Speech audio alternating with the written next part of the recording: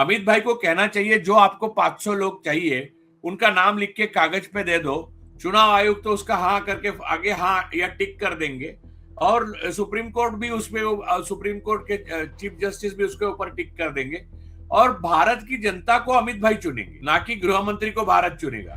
प्रधानमंत्री तो वाइसराय है इजराइल के, भारत के प्रधानमंत्री थोड़ी है। भारत का प्रधानमंत्री भारत की जनता को जवाब दे है, तो भारत की जनता को उन्होंने कभी जवाब दिया है?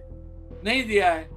इनको भारत की जनता को जवाब देता है नहीं। चुनाव आयोग, सुप्रीम कोर्ट और सारी जगह पर इन्फिल्ट्रेटेड इजराइल थॉट, जो इजराइल मॉडल है, वो यहाँ पर काम कर रहा है। और अमित भाई एक गिरोह की तरह बीजेपी को चला रहे हैं, और आरएसएस एक गिरोह की तरह चल रहा है। गिरोह है आरएसएस, एक टेररिस्ट ऑर्गेनाइजेशन है आरएसएस। ये राहुल गांधी जी ने जो कहा कि 1 साल में सरकार गिर जाएगी, उससे डर गए हैं दोनों, प्रधानमंत्री और गृह मंत्री और बाकी भी। और उस वजह से ये सिक्योरिटी के लिए, इंश्योरेंस के लिए लोगों को इकट्ठा किया जा रहा है। ये एक सीधी तरह से गैंग वॉर चल रहा है देश में। देश के सारी पॉलिटिकल पार्टी को एक छोटे गैंग की तरह ट्रीट किया जा रहा है, और बीजेपी और आरएसएस रियल गैंग है। और ये गैंग जो है उसको संविधान, लोकतंत्र, इससे कोई लेना देना नहीं। इससे भ्रष्ट मैंने ये अपने जो गैंगस्टर्स थे उनको भी नहीं देखा।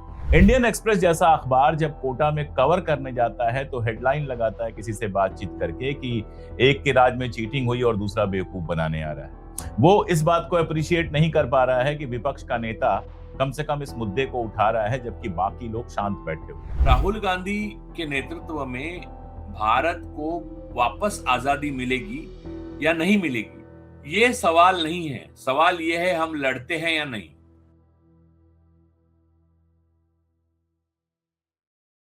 नमस्कार, मैं अशोक कुमार पांडे और स्वागत है आपका टीसीएच पर। हमारे साथ एक बार फिर हैं बड़े भाई मित्र राजू पारुलेकर जी। राजू भाई, बहुत बहुत स्वागत आपका। महाराष्ट्र इस समय खबरों में है, और खबरों में क्या है, अजीब सा तमाशा चल रहा है। तृणमूल कांग्रेस चुनाव हारी विधानसभा का, और उसके बाद उसके 20 सांसद टूट कर चले गए। एक लेडी कोई थी, कल उनका इंटरव्यू में देख रहा था, बोल रही थी, उन्होंने कहा ममता दीदी से हमें कोई प्रॉब्लम नहीं है, ममता दीदी की वजह से हम जीत के आए हैं, सारा कुछ बोला। और उसके बाद बोला लेकिन राज्य और केंद्र में अगर एक ही सरकार रहे तो विकास ज्यादा होता है।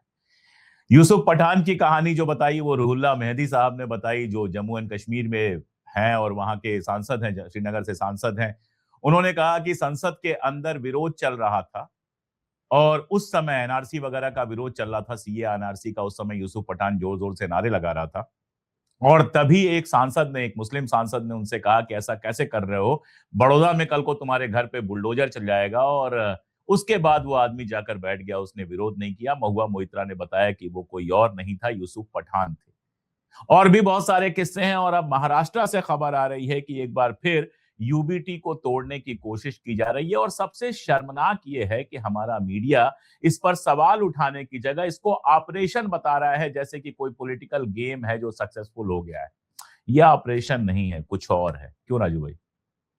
जी जी, ये ऑपरेशन बिल्कुल नहीं है, और ना ही टाइगर है ना और कुछ है। देखिए, ये नाम वाम देकर इसको ग्लोरीफाई करने की कोशिश ना करें। मैं ये मानता हूं कि अमित भाई एक गिरोह चला रहे हैं राजनीतिक पार्टी को, और गिरोह ही है बीजेपी और आरएसएस, और गिरोह के नियम कायदे कानून वहां लागू होते हैं। गिरोह की तरह चल रहा है, देश भी एक गिरोह के अंदर है। हमने मुंबई में सर गैंग वॉर जब चलती थी तब देखा है कि दाऊद की एक गैंग हुआ करती थी, जिसमें छोटा शकील उनके दाएं हाथ थे, और पहले तो छोटा राजन भी बाएं हाथ थे, लेकिन वो बाद में निकल के दूसरी गैंग बनाई। फिर अरुण गवली की एक गैंग हुआ करती थी। तब इसी तरह से, इसी प्रकार से पैसे देकर और धमकियां देकर लोगों को इस गैंग से उस गैंग में लिया जाता था, और अगर किसी ने मानने से इनकार कर दिया तो उसका एनकाउंटर हो जाता था। और दो तरह के एनकाउंटर होते थे, एक तो दाऊद की गैंग से खुद करे जाते थे उनके शार्प शूटर द्वारा, या फिर वहां पुलिस प्रशासन में जो भ्रष्ट अधिकारी है उनको टिप दाऊद खुद देते थे और वो उनका एनकाउंटर कराते थे। तो सरकार की मशीनरी और अपने गैंग मेंबर्स को इस्तेमाल करके ये सब यंत्र, ये सारे गिरोह चलते थे। यही रिप्लिका आज पूरे देश में भाजपा द्वारा चल रही है, और इसको हम किसी भी तरह का राजनीतिक ऑपरेशन, चाणक्य, ये सब बातें मत करना हमें नहीं करनी देखिए, चाहिए। चाणक्य ने जो कुछ किया ना, मैं एक बार क्लियर कर दूं राजू भाई, बार बार चाणक्य चाणक्य किया जाता है क्योंकि थोड़ा बहुत धर्मशास्त्र और बाकी सब मैंने भी पढ़ा है। तो चाणक्य ने जो किया वो सत्ता में रहकर नहीं किया, वो विपक्ष में रहकर किया, जंगलों में भटकते हुए किया, बेहद गरीबी की हालत में किया और एक मॉडल खड़ा किया जिसकी वजह से चाणक्य को माना जाता है कि वो चाणक्य है। सत्ता में रहकर तो बहुतों ने किया है, अब नाम लेने लगूंगा तो बुरा लग जाएगा। हाँ, लेकिन और मैं आपको एक बात बताता हूँ सर कि जब 1985 में राजीव गांधी और कांग्रेस जीत के आई थी लोकसभा में, उनको अविश्वसनीय सीट्स मिली थी, 412 से 415। ज्यादा, 415 सीट मिली थी। और सिर्फ बीजेपी के 2 सांसद चुन के आए थे, जबकि वाजपेयी भी बिल्कुल। हार चुके थे। लेकिन राजीव जी ने उसके बावजूद वो उनको बुलाया था। तो इसे लोकतंत्र कहते हैं, इसे संविधान पे इसे प्यार करना कहते हैं, इसे अपने ताकत का गलत इस्तेमाल ना कहना कहते हैं। अभी तो देखिए, चोरी करके, वोट चोरी करके, ईवीएम की चोरी करके 240 सीट इन्होंने लाई है, जबकि विपक्ष को 316 सीट मिली थी। और अगर ईवीएम्स वाकई ने बंगाल में ईवीएम्स ने आत्मदाह कर लिया, बेचारे इतना शर्मिंदा हाँ, हुई कि उन्होंने खुद को आग लगा लिया और जल सुसाइड गई। कर दी। ये लोकसभा सुसाइड कर चुनाव लिया। में खुद मोदी हारे हैं, और मोदी कोई प्रधानमंत्री एक्चुअल नहीं है।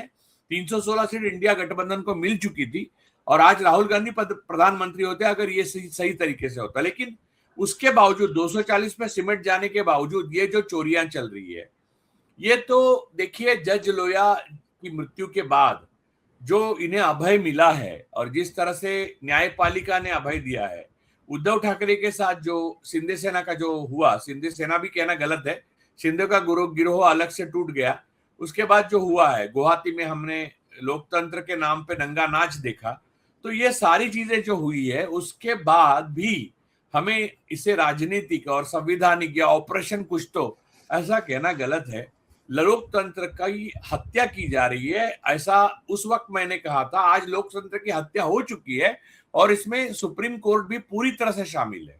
इसमें कोई ऐसे ही देखिए, चुनाव आयोग, सुप्रीम कोर्ट और सारी जगह पर इन्फिल्ट्रेटेड इजराइल थॉट, जो इजराइल मॉडल है, वो यहाँ पर काम कर रहा है। और अमित भाई एक गिरोह की तरह बीजेपी को चला रहे हैं, और आरएसएस एक गिरोह की तरह चल रहा है। गिरोह है आरएसएस, एक टेररिस्ट ऑर्गेनाइजेशन है आरएसएस।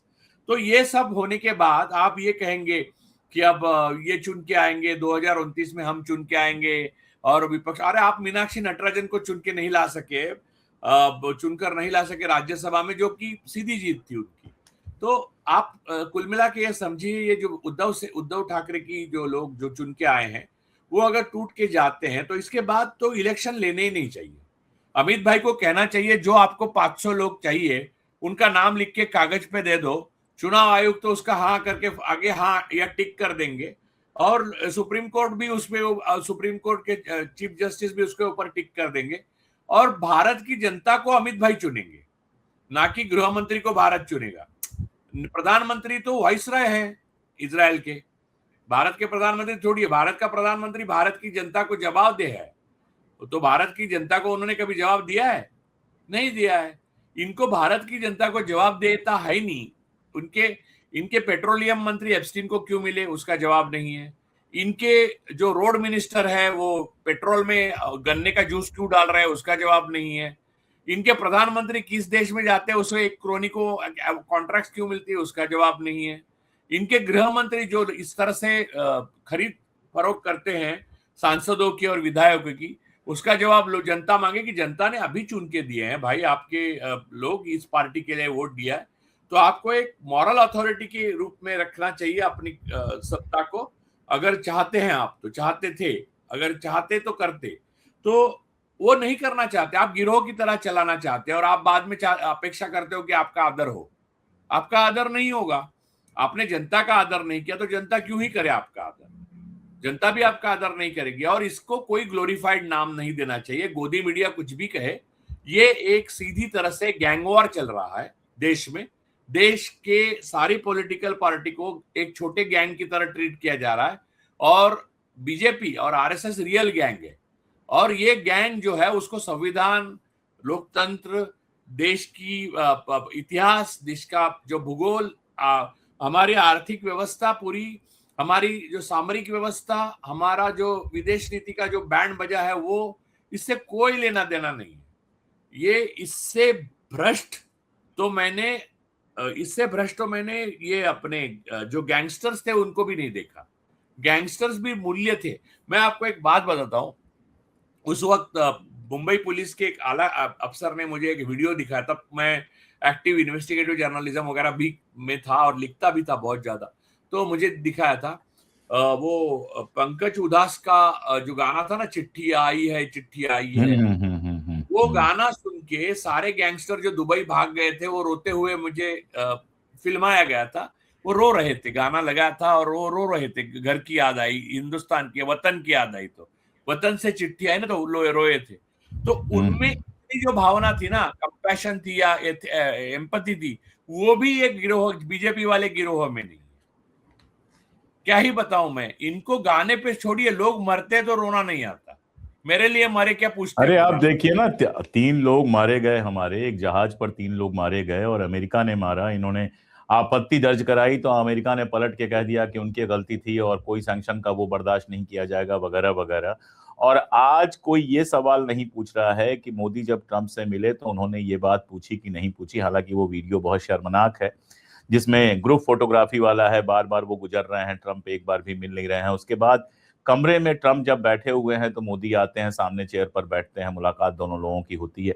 उसको लगातार हाईलाइट किया जा रहा है कि देखो ट्रंप को मोदी कितना सम्मान दे रहे हैं, वगैरह वगैरह। लेकिन ये सवाल, मैं कह रहा हूं चलो सम्मान दे रहे हैं, दोस्ती कर रहे हैं, हम सब मान ले रहे हैं, लेकिन हमारे 3 लोग मारे गए, उस पर कोई सवाल अगर नहीं उठाया है मोदी जी ने मुलाकात के समय, तो ये अपने आप में क्या शर्मनाक नहीं है? हमारे नागरिकों की जान की कोई कीमत नहीं है? सर, पहले तो हम सम्मान की बात पूरी कर देते हैं। आज गोदी मीडिया में जो कहा जा रहा है, मैं आपको एक बात बताता हूँ, भारत के लोगों को ये मालूम नहीं है कि पूरी वेस्टर्न कल्चर में आप कोई शेक हैंड करने के लिए खड़ा आदमी आए तो बैठ के शेक हैंड करना उचित नहीं माना जाता। उस आदमी के सम्मान के लिए नहीं, बाद आपके में खड़ा सम्मान। हुआ, बाद में खड़ा हुआ है ट्रम्प। इमीडिएटली खड़ा होना पड़ता है। तो मैं हमेशा हाँ। जिंदगी में खड़ा रहा, क्योंकि मैं वहां था, तो मुझे मालूम है खड़ा रहना। तो आपका दुश्मन भी, यानी आपको मालूम है कि स्टालिन के टाइम में या सोवियत यूनियन के टाइम में दूसरे दिन जिनको फांसी हुई थी या मन में स्टालिन ने ब्लैकलिस्टेड कर दिए थे, वो नेता भी आते तो स्टालिन खड़े होके शेक हैंड कर देते। तो ट्रम्प ने कोई सम्मान नहीं दिया। उल्टा मैंने देखा कि G7 वाला वो जो तस्वीर है, एक फैमिली टाइप, उसमें ट्रम्प ने पूरी तरह से, ट्रम्प साहब इग्नोर ने किया। मोदी को वो किया, नजरअंदाज किया, टालने की बिल्कुल। कोशिश की। और वो पीछे पीछे घूम, यहां वहां घूम रहे हैं, एक एक मधुमक्खी की तरह। वो फूल के बाजू में घूमती है ना, भौरे ने खिलाया फूल फूल वो मिल गया, और वो राजकुमार को ढूंढ रहे हैं। तो वो राजकुमार कोई वो नहीं कर रहा है, इनको खड़ा नहीं कर रहा है। तो आखिर थके मांदे वो पीछे पीछे पीछे रूम में गए, तो सोचा उन्होंने पकड़ ही लेता हूं। अब बाजू वाली कुर्सी को सरकाया और हाथ आगे किया, हाथ आगे किया। तो और वो उनकी फेमस पोज है ना कि टेबल पे क्या है ऐसा भी पूछेगा तो ऐसी तस्वीर आएगी ना, है ना। तो वो जैसे कि ये पोजीशन में मैं आपको तस्वीर अगर स्टील फोटोग्राफ निकाल दूं तो लोग सोचेंगे कि राजू परोलेकर ने खड़ी खड़ी सुनाई आज अशोक पांडे जी को। वास्तव में मैंने कुछ भी नहीं सुना है, बस मैंने ऐसा हाथ किया है। तो स्टील क्यों दिखा रहे हो, दिखाइए ना क्या सुना है। इन्होंने कुछ नहीं किया है, ये डरे हुए थे अंदर से कि ट्रम्प कहीं कुछ बोल ना दे बड़ी आवाज में। और पूरी तरह हाँ, से वो तो एक बदतमीज आदमी है। दोस्त है, उसको बचाने के लिए वो हमारे भारत के 140 करोड़ लोगों के लिए फांसी के फंदा बन चुका है, अमेरिका के हाथ का। तो वो 2 क्रोनीज जो हैं हिंदुस्तान के, उनको बचाने के लिए वो, ये मॉडल है ना सर, ये पूरा मॉडल है ना। ये मजेदार लोग, मेरे दोस्त ने एक मुझे बताया कि गुज्जू मॉडल है, गुजराती और जू जायोनिस्टों की प्रतिनिधित्व कर रहे हैं लोग।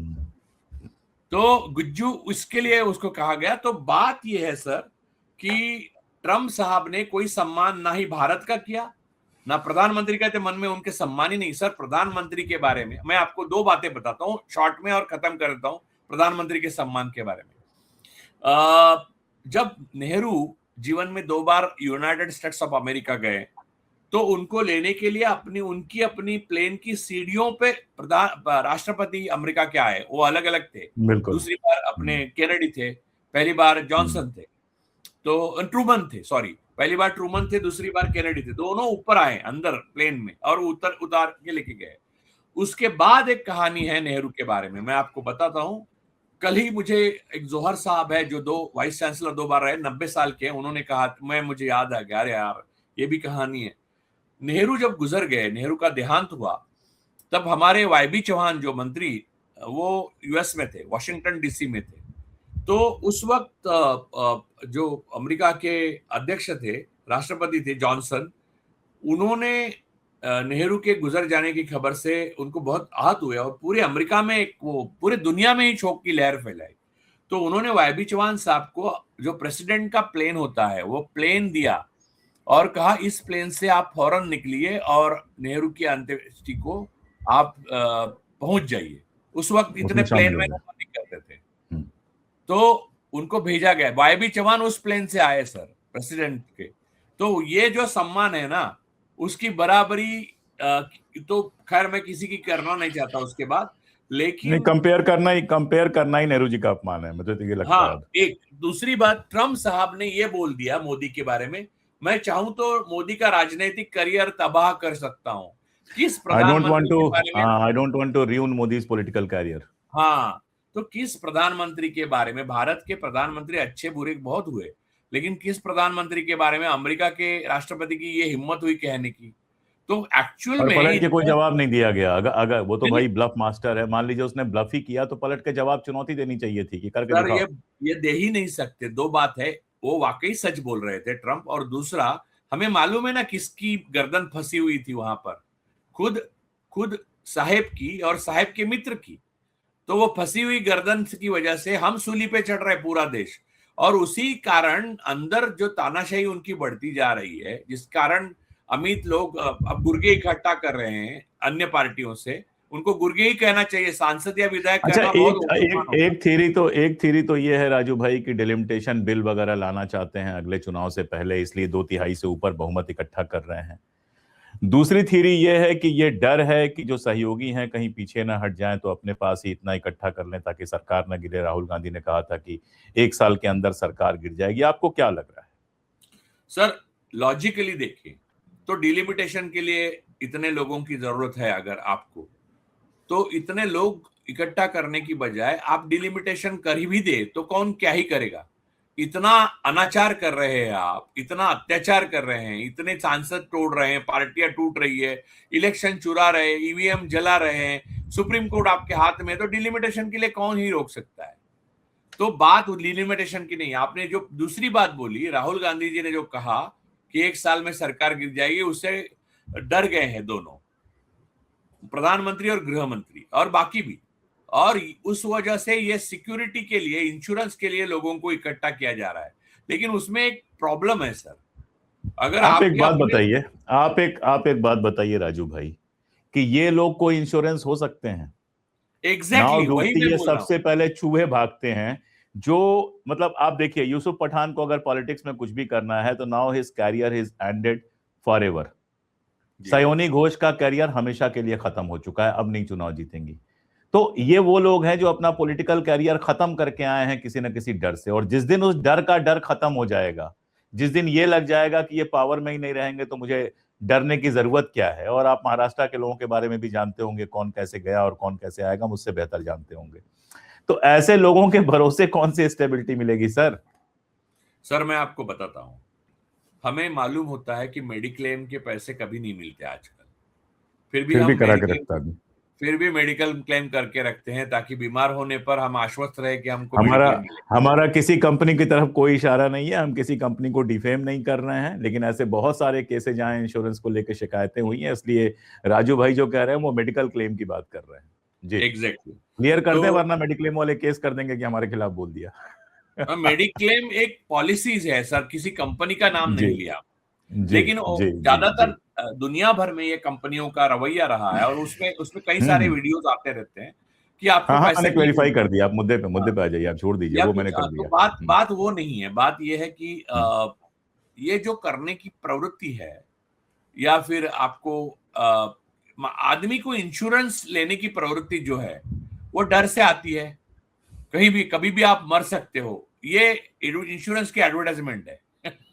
तो ये जो राहुल जी ने बोला, वो उन्होंने इंश्योरेंस की एडवर्टाइजमेंट कर दी कि 1 साल में सरकार गिरेगी। अरे यार, तो इंश्योरेंस करना चाहिए। तो अब इंश्योरेंस करने के बाद वो मिलेगा नहीं मिलेगा, वो तो बात की बात है। अभी देखिए, एग्जिस्टेंशियल क्राइसिस में है मोदी और अमित भाई। तो एग्जिस्टेंशियल क्राइसिस जिसका होता है, उसको उस कुर्सी से उतरना नामुमकिन होता है। किसी भी हालत में कुर्सी से उतरते हुए जेल में जाएंगे। तो उसके विकल्प में क्या किया जा सकता है? तो ज्यादा से ज्यादा सांसद इकट्ठे किए जा सकते हैं। आदमी पैसा अपनी जरूरत से ज्यादा क्यों इकट्ठा करता है? हालांकि वो साथ में नहीं लेके जाता। लोग सोचते साला साथ में नहीं लेके गया, लेकिन इतना क्यों इकट्ठा करके रखा था? ये सोच के कि कल कोई जरूरत ना पड़े। एक्चुअली ये है कि आज की जरूरत भी काटता रहता है आदमी। आज नहीं खाएगा, कल कल शायद खाना ना मिले, इसलिए संभाल के रखो। आज बचाएगा, आज कपड़े नहीं खरीदेगा, आज कहीं जाएगा नहीं। तो और फिर एक दिन खत्म हो जाता है बेचारा, पैसे तो वही रह जाते हैं। तो डिलिमिटेशन की थियरी सर मुझे इतनी लग, क्योंकि कर भी देंगे डिलिमिटेशन तो क्या ही फर्क पड़ेगा, क्योंकि जिसकी लाठी उसकी भैंस, ऐसा अगर है देश में, तो डिलिमिटेशन ना डिलिमिटेशन उससे क्या ही फर्क पड़ेगा। जहां जहां कदम पड़ेंगे अमित के, वहां वहां देश उनका है। तो बात खत्म है सर। ये डिलिमिटेशन वाला मामला नहीं है, ये इंश्योरेंस वाला मामला है। तो समझ अच्छा, लीजिए राहुल कि गांधी ने ना अभी जो रेजिस्टेंस वाली बात की है, उसके बाद वो कोटा जा रहे हैं। अच्छा, कोटा से बहुत शर्मनाक तस्वीरें आ रही हैं। आप देश के विपक्ष के नेता के होर्डिंग्स, पोस्टर्स हटा रहे हो। इंडियन एक्सप्रेस जैसा अखबार, मैं नाम लेकर कह रहा हूं और चुनौती देकर कह रहा हूं कि चाहे तो मेरे खिलाफ केस कर दें, मैं बिल्कुल दिल्ली में लड़ने को तैयार हूं। इंडियन एक्सप्रेस जैसा अखबार जब कोटा में कवर करने जाता है तो हेडलाइन लगाता है किसी से बातचीत करके कि एक के राज में चीटिंग हुई और दूसरा बेवकूफ बनाने आ रहा है। वो इस बात को अप्रिशिएट नहीं कर पा रहा है कि विपक्ष का नेता कम से कम इस मुद्दे को उठा रहा है, जबकि बाकी लोग शांत बैठे हुए हैं। अब आप ये बताइए राजू भाई, और दर्शकों से भी पूछ रहा हूं कि जब कांग्रेस सड़क पर नहीं होती, और कांग्रेस की मैं बात नहीं कर रहा हूं, मैं पूरे विपक्ष की बात कर रहा हूं, सवाल उठाया जाता है कि जनता का मुद्दा है, विपक्ष कहां है। जब विपक्ष सड़क पे जाएगा तो आप कहेंगे विपक्ष राजनीति कर रहा है। अरे भाई, विपक्ष अगर राजनीति नहीं करेगा तो और क्या करेगा? विपक्ष अगर ऐसे मुद्दे पर सरकार को नहीं घेरेगा तो और क्या करेगा? और इसी से जोड़कर आपसे पूछ रहा हूं कि जो रेजिस्टेंस वाली पूरी बात की, और वो बहुत इंपॉर्टेंट भाषण था, कभी मैं आराम से उसको एनालाइज करूंगा। आप जब यहां आएंगे तो हम लोग बैठकर उस पर बहुत डिटेल में बात करेंगे। आधे घंटे में बात वो हो नहीं पाएगी। तो जो रेजिस्टेंस की बात कर रहे हैं, जो मेरे समझ में आ रहा है कि अब सीधे सीधे आपको सड़क पर उतरना पड़ेगा, जनता को साथ लेना पड़ेगा, मुद्दों पर टकराना पड़ेगा, और शायद उसी की शुरुआत करने वो कोटा में जा रहे हैं। जेनजी बेकार की शब्दावली है, आप भी इस्तेमाल नहीं करते, मैं भी नहीं करता, मैं यूथ कहता हूं, युवा कहता हूं। और युवा वहां पर हैं, कोटा में तैयारियां करते हैं, जिनके गरीब माँ बाप भी, मध्य वर्ग के माँ बाप भी लाखों रुपए खर्च करके कोटा भेजते हैं, और कोटा में छोटे छोटे कमरों में रहकर वो बच्चे इस गर्मी में जबरदस्त तैयारी करते हैं। और नीट का पेपर जब आउट हो जाता है, दोबारा होती है, तो उन बच्चों के ऊपर क्या असर पड़ता है, हम दोनों बाप हैं तो हम समझ सकते हैं। तो वहां से जब शुरू कर रहे हैं और रेजिस्टेंस की बात कर रहे हैं, आपको आगे क्या दिख रहा है कि क्या करते हुए आपको राहुल गांधी कम से कम नजर आ रहे हैं? बाकी एक और चीज है जो मैं कह के खत्म कर दे रहा हूं, आप चाहें तो उसको ध्यान देना, चाहें तो उसको अवॉइड कीजिएगा, कि एक बड़ी समस्या आज मुझे लग रही है कि इस देश के अंदर राष्ट्रीय नेता नहीं है, और जो क्षेत्रीय दलों के नेता हैं उनकी सोच राष्ट्रीय नहीं है। अपने प्रदेश में किसी तरह से सरकार में पहुंच जाए, किस तरह से सत्ता में पहुंच जाए, उससे ज्यादा सोचने का उनके पास होता नहीं है। और ये एक वजह होती है जिसके चलते राष्ट्रीय मुद्दों पे ना सोचते हैं, ना इकोनॉमी पे सोचते हैं, ना इंटरनेशनल पॉलिसी में सोचते हैं, और कभी भी यहां से वहां चले जाते हैं, उनको कोई फर्क नहीं पड़ता। वो ये देख ही नहीं पा रहे हैं कि ये सरकार देश को कहां ले जा रही है। ये खैर आप चाहे तो लीजिएगा, ना लीजिएगा, लेकिन असल मुद्दा वही है जहां मैं जो आपसे पूछना चाह रहा हूं कि राजीव गांधी के नेतृत्व में इधर कांग्रेस जाती हुई आपको किधर दिख रही है? क्योंकि लगातार इधर देखा है, हमने पिछले 6 महीने में नहीं देखा था, पिछले 2 महीनों में देखा है कि सड़क पर उतरने की बात हो रही है। एनएसयूआई, यूथ कांग्रेस उतर भी रहे हैं, और अब सीधे कांग्रेस उतर रही है जब राहुल गांधी कोटा जा रहे हैं। देखिए, राहुल गांधी जी के नेतृत्व को कोई अब विकल्प नहीं है। ये विपक्ष के सारे क्षेत्रीय दलों को समझना चाहिए, क्योंकि क्षेत्रीय दल जो है वो ज्यादातर पारिवारिक है। कुछ अपवाद है उसमें, जैसे ममता जी का अपवाद था, लेकिन ज्यादातर पारिवारिक है। वो तो भी पारिवारिक है, पहली पीढ़ी थी, अगला अभिषेक को लेके आ रही थी। हाँ, लेकिन खैर वो खुद पारिवारिक यानी किसी बैकग्राउंड से नहीं आई थी, लेकिन हाँ, नहीं आई थी, लेकिन पहली पीढ़ी थी। हाँ, हाँ। तो बात ये है कि उनको सबको अब समझ में आना चाहिए कि पहले देश बचाना है, फिर अपने क्षेत्रीय दल आप मजबूत कर सकते हैं। कांग्रेस के टाइम में नए नए क्षेत्रीय दल बने भी और मजबूत भी हुए।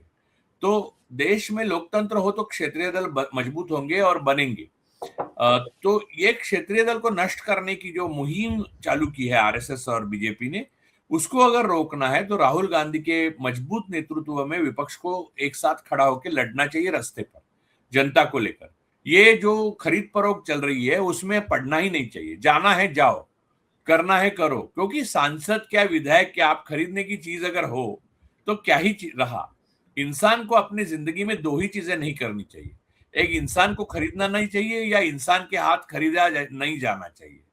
तो ये दो ही चीजें बिकना नहीं होती है। चाहिए तो और खरीदना नहीं चाहिए। बिकना नहीं चाहिए और खरीद। मुझे एक बार पूछा गया था, सॉरी टू डाइवर्ट, लेकिन एक ही लाइन में बोलता हूँ कि कितने पैसे होने चाहिए आपके पास। मैंने कहा कि इतने होने चाहिए कि मुझे कोई खरीद ना सके और मैं किसी को खरीदने की सोच ना सकूं। तो ग्रेट। ये जो है डिट्टो। ये +1।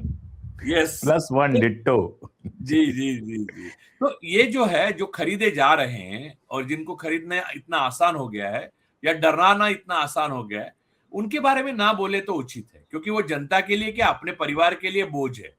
तो आगे जाकर उनके जो परपोते वगैरह है वो उनका नाम भी नहीं लेंगे, काले पन्ने में लिखा जाएगा। सात्विकी सावरकर की तरह बेचारों को बताना पड़ेगा कि 10 बार हाँ, माफी मांगा। 10 माफी। हम तो अरे 5 ही 6 जानते थे। सर हम 6-7 बोल रहे थे तो सात्यकी ने पूरा काम हाँ कर दिया।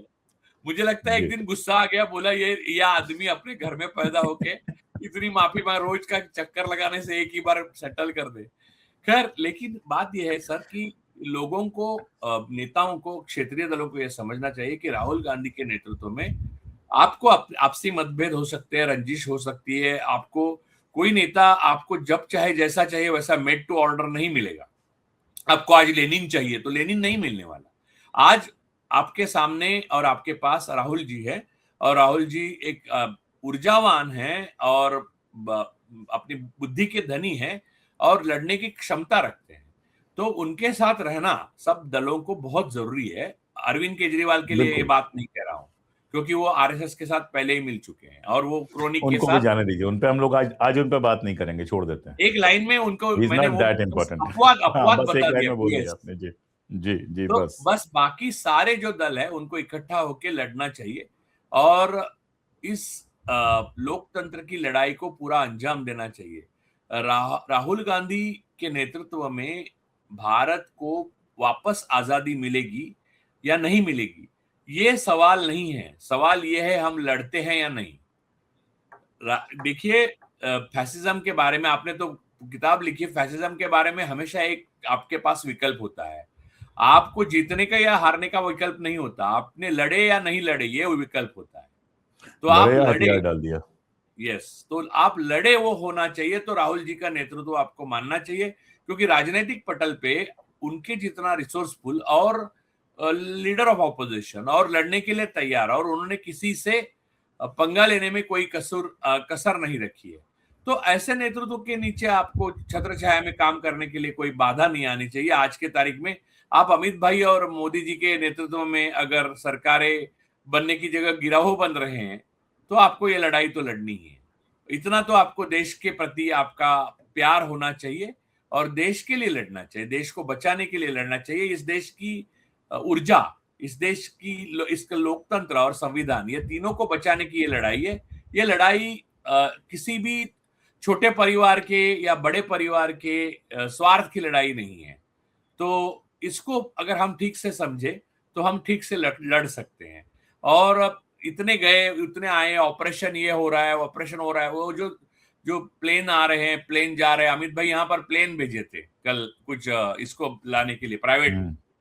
तो ये सारी जो हम्म। बातें थी, वो भारत को जिन लोगों ने कुछ भी नहीं था, सिर्फ बैलगाड़ियां हुआ करती थी, वहां से लेके प्लेन तक लाया, उनका अपमान नहीं करना चाहते हम ये सांसद और विधायक जो बिक रहे हैं उनकी बात करके। हम चाहते हैं कि ये लड़ाई रास्ते पे लड़ी जाए और इनको सत्ता से बेदखल किया जाए, और उसके बाद उसका जो कॉन्सिक्वेंसेस है संविधान के प्रति द्रोह करने का, ये देशद्रोही है। तो देशद्रोह का जो अंजाम है वो आरएसएस और बीजेपी को भुगतना पड़े, और जो बाकी सारे विपक्षी दल है वो बाद में अपनी अपनी जो शाखाएं हैं या अपने अपने क्षेत्रीय जो वर्चस्व की लड़ाई है वो लड़े। मैं तो ऐसा मानता हूं। अगर ऐसा कोई मानता नहीं है तो वो भी कल अमित के हाथ बलि चढ़ जाएगा। मैं तो इसके आगे मानता हूं राजू भाई कि देश का तो मामला है ही, आपने उसको बहुत विस्तार से बता दिया, मुझे दोहराने की जरूरत नहीं है। अपना अस्तित्व बचाने के लिए भी अब लड़ना जरूरी है, वरना ये जो क्षेत्रीय दल हैं उनका अस्तित्व बचेगा ही नहीं, वो पूरी तरह से खत्म हो जाएंगे। ना नाम बचेगा, ना निशान बचेगा, ना कुछ और बचेगा। आप देखिए जो ममता बनर्जी का पूरा खेल हुआ है, अभी सब लोग कह रहे हैं, सारे लोग मुझे नियम बता रहे हैं कि नहीं ये वाला नियम है, ये वाला कौन सा नियम आजकल कोर्ट में चल रहा है? कौन सा नियम चला? अगर अमित भाई चाहेंगे, बिरला जी जहां चाहेंगे अमित भाई वहां बिरला जी सिग्नेचर कर देंगे, और जहां बिरला जी सिग्नेचर कर देंगे वही कानून बन जाएगा। पिछले 5-7 साल से हम लोग यही देख रहे हैं। तो आराम से उनकी नई पार्टी भी बन जाएगी, या किसी अनजानी पार्टी में विलय भी हो जाएगा, उनको चुनाव चिन्ह भी मिल जाएगा, और केंद्रीय ऑफिस जो पार्टी का होगा उसकी चाबी भी उनको मिल जाएगी। कोई कुछ नहीं कर पाएगा। तो अपना अस्तित्व बचाने के लिए भी लोकतंत्र के साथ साथ अपना अस्तित्व, अभी तक इन लोगों को यही लग रहा था कि लोकतंत्र बचे ना बचे, देश में सांप्रदायिकता हो ना हो, हमें क्या फर्क पड़ता है, हमारी सरकार बची रहे। अब हमारी सरकार तो छोड़ दीजिए हुजूर, आपकी पार्टी बचा रहना भी मुश्किल हो गया है। इसलिए आपको सोचना पड़ेगा कि रास्ता क्या है। एक रास्ता वो है जो राहुल गांधी दिखा रहे हैं, और दूसरा रास्ता मतलब अमित भाई तो जहाज भेज ही देंगे, तो तय उन्हीं को करना पड़ेगा, जहाज में बैठना है या जमीन पर उतरना है। हम तो बात ही कर सकते हैं, हम कह सकते हैं, और क्या। शुक्रिया राजू भाई, कोशिश करेंगे कि आपको थोड़ा जल्दी जल्दी बुलाया जाए। हमारे दर्शक गालियां देने लगते हैं आप कुछ दिन नहीं आते हैं तो उनको ये समझ में नहीं आता है कि कई बार आप बिजी होते हैं, कई बार कोई और बात पड़ जाती है। उनको लगता है अशोक पांडे जो है वो राजू भाई को क्यों नहीं बुला रहा है। तो मैं बुलाता रहूंगा, आप समय निकालते रहिएगा, लगातार हम लोग बात करते रहेंगे। बहुत शुक्रिया राजू भाई, बहुत थैंक यू शुक्रिया। सर।